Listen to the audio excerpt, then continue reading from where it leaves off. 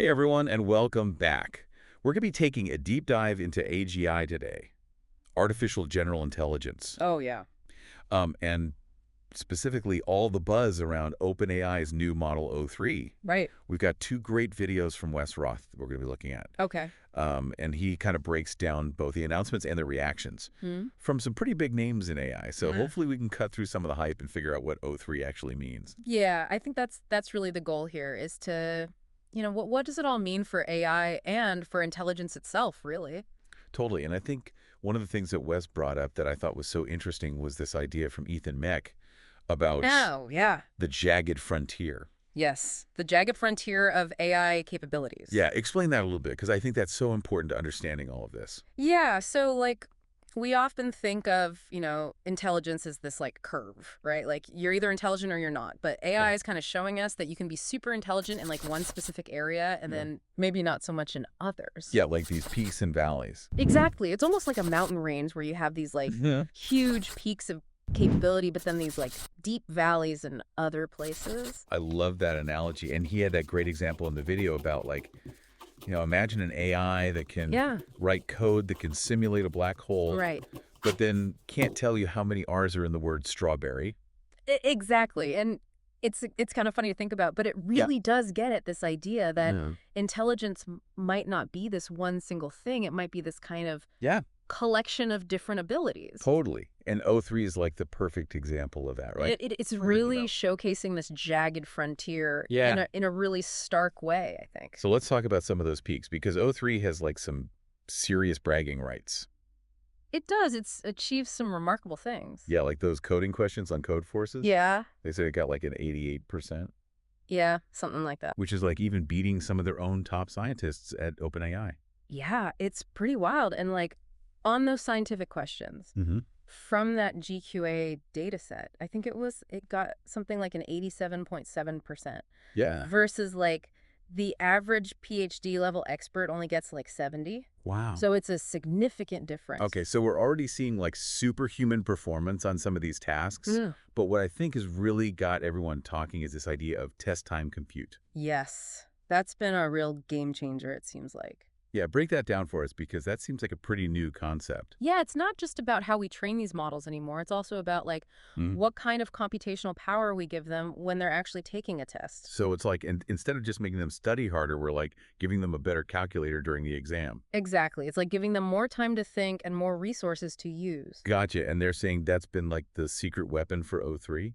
It seems on that ARC AGI evil, which is specifically designed to test general intelligence with limited resources. It got a 76%, which is respectable. Right. But then they cranked up the test time compute, let it use billions of tokens. Yeah. And it jumped to 87.5. That's wild. It's a whole different level. It is. It really is. So all that talk about AI progress slowing down. Yeah. Seems like maybe that wasn't quite right. Yeah, this test time compute thing suggests maybe it's actually accelerating in ways that we didn't really anticipate. So we've got this really powerful AI exceeding human performance in certain areas. Yeah. But still has these weird quirks and limitations. Yeah, the jaggedness is still there. So where does that leave us with actually defining AGI? Right. Is this it? Have we reached it? Yeah. Is O3 the real deal? Well, it's funny because the experts themselves are kind of divided. They are. On whether O3 is actually AGI. Okay, so let's talk about that, because Wes brought up some interesting perspectives from, folks like Francois Chalet. Right, the creator of that ARC AGI evil. Exactly. And then Sam Altman, the CEO of OpenAI. Yeah, two very different perspectives. Okay, so where do they fall on this whole AGI spectrum? Yeah, so Chalet, while acknowledging that O3 has made some big advancements, doesn't believe it's quite AGI yet. Okay, so he's still a bit skeptical. He says it still struggles with certain ARC AGI tasks that humans find quite easy. Really? And he even kind of hinted that the next iteration, ARC AGI 2, is going to be even more challenging for O3. So he's moving the goalposts a little bit. In a way, yeah. But his point is that Yeah. AGI shouldn't just be about like beating humans on a few benchmarks. Right. It should be about this broader, more adaptable kind of intelligence Gotcha. that can handle new and unexpected situations. So it's not just about being like a superpowered calculator. It's about actually understanding Right. like the underlying concepts. Exactly. And Chalet believes we're still a ways off from that. Interesting. Okay, so Chalet's on the skeptical side. What about Sam Altman? Yeah, so Altman is a little more nuanced. Okay. He acknowledges the limitations of current AI, Mm-hmm. particularly this trend where, like, to get these marginal performance gains, Why? we need, like, exponentially more compute power. Oh, right. So like what we were talking about with the test time compute. Yeah, exactly, like needing billions of tokens and potentially spending Right. hundreds of thousands of dollars just to eke out a little bit more performance. It seems kind of unsustainable. Yeah, and Altman finds this trend strange Mm-hmm. and seems to be suggesting that we need more efficient approaches Right. to AI development, but Yeah. he's also really excited about the future, Yeah. especially about OpenAI's next model, which is rumored to be called Orion. Oh, okay. So there's already something new on the horizon There is. that everyone's looking forward to. Yeah, everyone's waiting to see what Orion can do. So we've talked about all these benchmarks and milestones and like Yeah. the technical details, but like what does this all actually mean for us, like for humanity? Right, that's the big question. Yeah. Like if AI keeps progressing at this rate and surpasses human capabilities Yeah. in more and more areas, what does that future look like? I mean, it's exciting and terrifying all at the same time, right? It is. It's both. Like imagine a world where AI is helping us cure diseases Yeah. and solve climate change, like things that have stumped us for centuries. Right. But then there's the whole other side of it where it's like, Yeah. what about jobs and Yeah. ethical concerns and like AI becoming uncontrollable? Exactly. It's a lot to grapple with. It is. So how do we like navigate this uncertain future? Where do we even begin? I think the key is to approach AI with both optimism and caution. Okay. We need to foster responsible development, Mm-hmm. prioritize ethical considerations, Right. and make sure that AI remains a tool for good. That all makes sense, but with all the hype and all the different opinions, it's hard to know what to believe sometimes. Yeah. It is challenging, but that's also part of what makes this so fascinating. Yeah. It's an ongoing conversation, right? It's a constant process of exploration and discovery.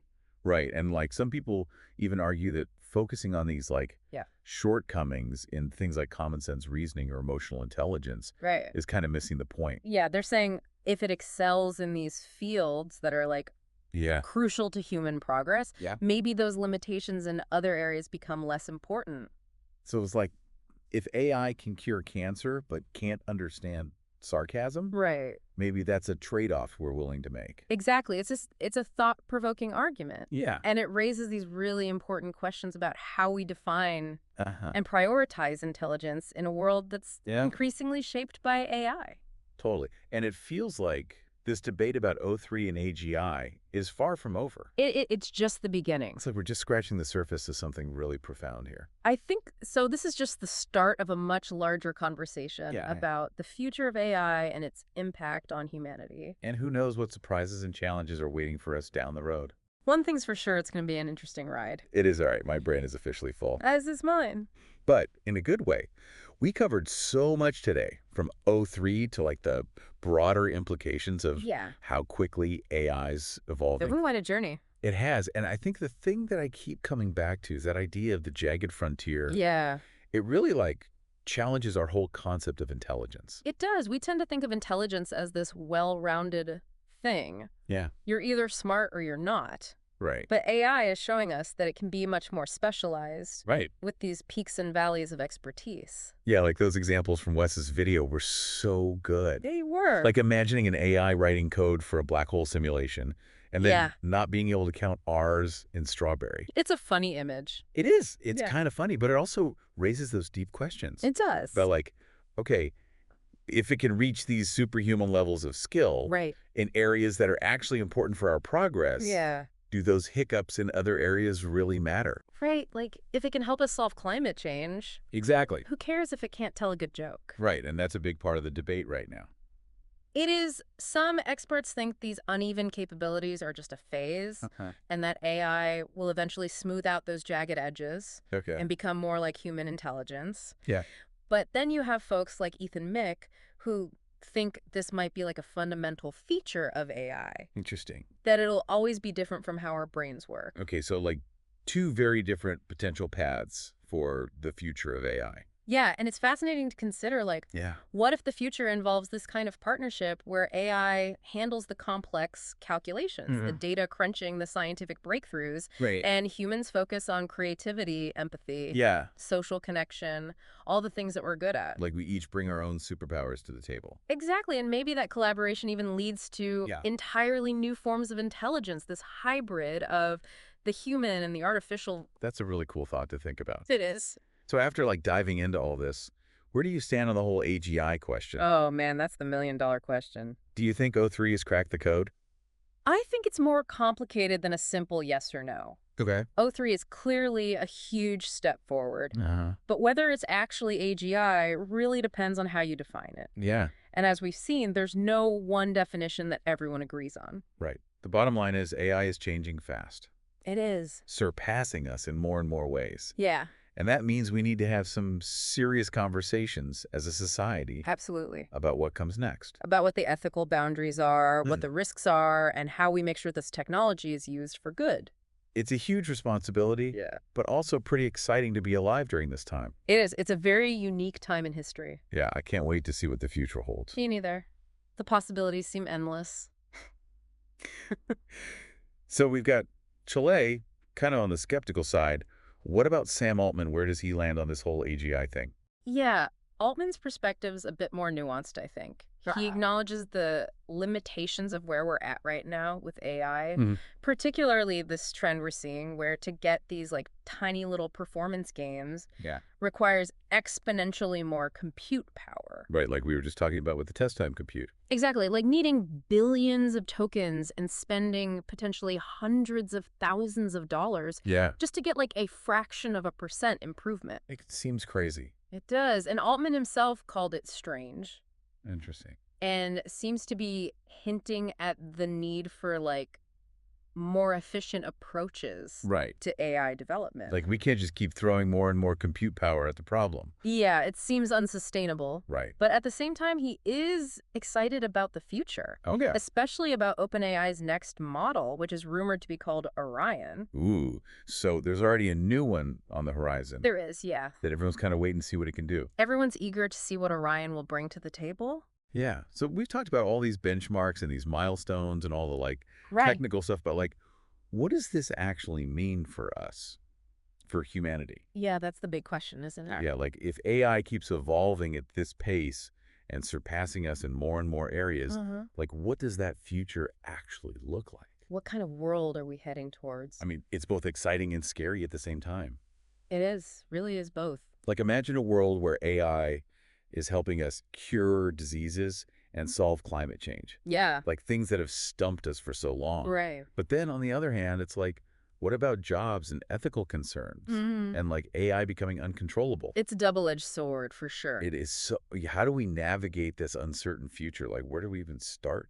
I think the key is to approach AI with both optimism and caution. Okay. Like we need to foster responsible development Yeah. and prioritize ethical considerations and really try to make sure that AI remains a tool for good. Right. A tool that we're using and not the other way around. Exactly. But it's hard with like all the hype and all the conflicting opinions. It is. It's hard to know what to believe sometimes. Yeah. It can feel overwhelming. Yeah, but that's also what makes it so interesting, right? I guess so. It's an ongoing conversation. It's the constant process of exploration and discovery. Right. And like some people even argue that this focus on AI's shortcomings, Yeah. like in areas like common sense reasoning or emotional intelligence, Right. is kind of missing the point. Yeah, their argument is that if AI can excel in these fields that are crucial for human progress, Yeah. maybe those limitations in other areas become less important. So it's like if AI can cure cancer, Right. but can't understand sarcasm, Exactly. maybe that's a trade-off we're willing to make. It's a thought-provoking argument. It is. It really raises questions about how we define and prioritize intelligence Yeah. in this world that's being increasingly shaped by AI. Yeah. And this whole debate about O3 and AGI, Right. it feels like it's far from over. Yeah, that's just the beginning, I think. We're just scratching the surface of something really profound. It does feel that way, like we're on the cusp of something. Yeah, and who knows what surprises and challenges Yeah. are going to come up next. I think it's safe to say it's going to be an interesting ride. It is. All right, well, my brain is officially full. Yeah, mine too. In a good way, though, like, we covered a lot of ground today. We did. From the specifics of O3 to, like, the broader implications of how Uh-huh. quickly AI is evolving. It's been quite a journey. Okay, so we've got, like, Chalet on one side, kind of more skeptical, and then Altman Right. recognizing the limitations, but Mm. still, like, pretty optimistic and excited about the future. Yeah, he seems to think there's a lot more to come. But what's interesting is that even if O3 isn't, like, full AGI, it's still showcasing this, like, jagged frontier of intelligence. Yeah, it really highlights those peaks and valleys. Which is something that I think we as humans we don't even really think about. Right. We tend to think of intelligence as like this one thing. Yeah. Like, you're either smart or you're not. Yeah, it's like a binary thing. But AI is showing us that it's not so simple. And that's what I think is so fascinating about this whole conversation. Right. Is that it's challenging our very definition of what intelligence even means. It really is. Like, those examples that Wes gave in his video Oh, yeah. were perfect illustrations of that. Like that whole thing about the AI writing code to simulate a black hole. Right. And then not being able to count the R's in strawberry. It's a funny image. It's such a great image. But it also raises some really important questions. It does. Like, if AI can reach these superhuman levels Yeah. in areas that are, like, crucial for our progress, Mm-hmm. do those little hiccups in other areas really matter? Like, if it can solve climate change, who cares if it can't tell a good joke? Exactly. And I think that's, like, at the heart of a lot of the debate right now. Yeah. Some people think these uneven capabilities are just a temporary thing, Yeah? and that AI will eventually, like, smooth out those edges, Okay. become more well-rounded, like human intelligence. Uh-huh. But then you have people like Ethan Mick who think that this might be like a fundamental characteristic of AI.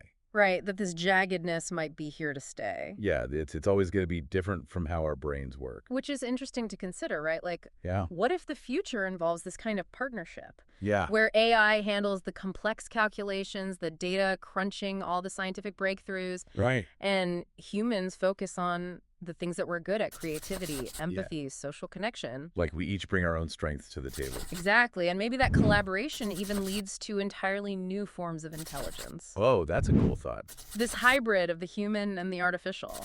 Okay, so after diving into all of this, like, where do you personally stand on the whole AGI question? Oh, man, that is the question, isn't it? Do you think O3 has cracked the code? You know, I think it's more complicated than a simple yes or no. Oh, Like, it's definitely a huge step forward, yeah. but whether it's actually AGI really depends on how you define AGI. Yeah, and I think that's what we've learned today, is that there's no one clear definition. Right. It's still very much up for debate. But what's undeniable is that AI is changing rapidly. Yeah. It's surpassing us in more and more ways. And it's happening faster and faster. And I think that means we need to start having some really serious conversations as a society We do. about what comes next. What are the ethical boundaries? What are the risks? Yeah. And how do we make sure this technology is used for good? Because it's a powerful tool. It is incredibly powerful. And it's our responsibility to make sure we're using it wisely. And to have those conversations now before it's too late. Exactly. Hmm. All right, well, that brings us to the end of our deep dive into O3 and the quest for AGI. It's been quite the journey. It has. It's been so much fun to explore all this with you. Likewise. And I hope everyone listening has enjoyed it too. I hope they learned something new. Yeah. And maybe, this is just the beginning of the conversation. Right. Maybe you listening out there will be the one to unlock the next big AI breakthrough. You never know. Keep those questions coming. Keep exploring. And until next time. See you then.